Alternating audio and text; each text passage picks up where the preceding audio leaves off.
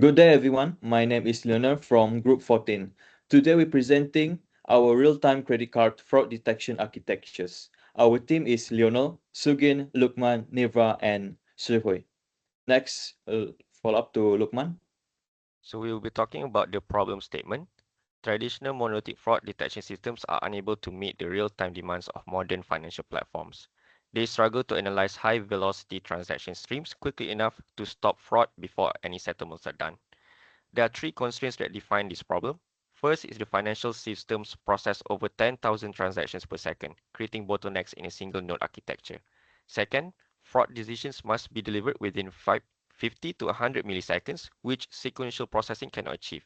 Third, modern fraud detection requires complex machine learning features, such as sliding window aggregations, which significantly reduce performance in monolithic environments. Next, I'll be talking about the research objectives.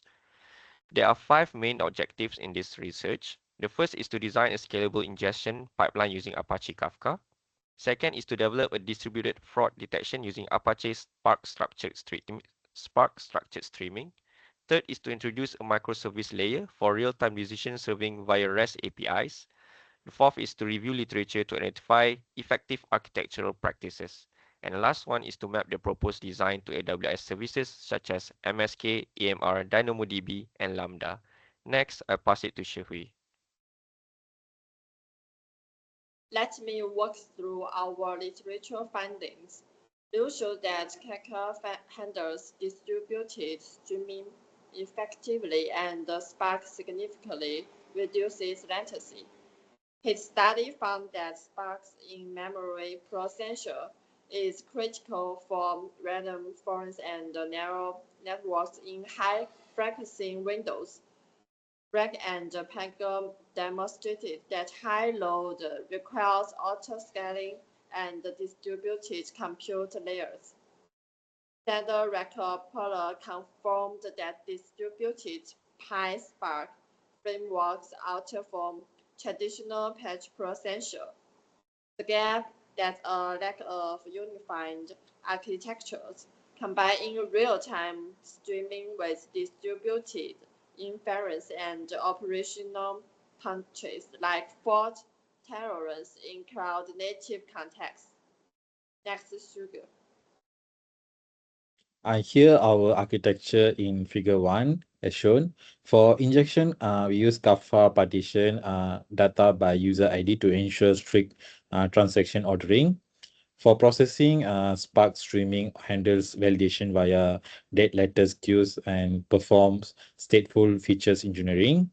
And third, for state store, Redis uses Bloom filters for O1, blacklist checks, and stores user profiles.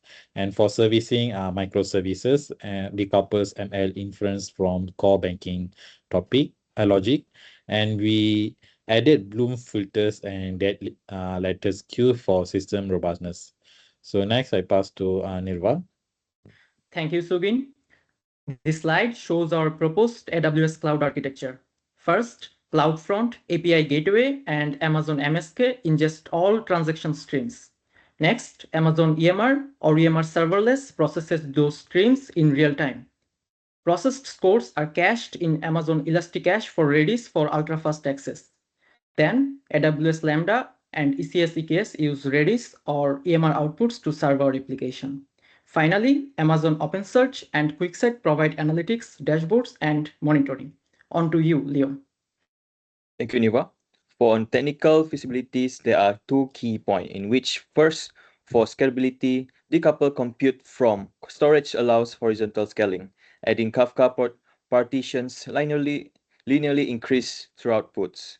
For latency, offloading state to Redis ensures sub-milliseconds access, keeping Spark processing within 500 milliseconds even at 10,000 TPS. In conclusions, by integrating Kafka, Spark, and Redis on AWS, we achieve a system that is scalable, handling 10,000 plus TPS, resilience using DLQs and multi-asset deployments, and fast meeting real-time SLS. That is all for our presentations today. Thank you.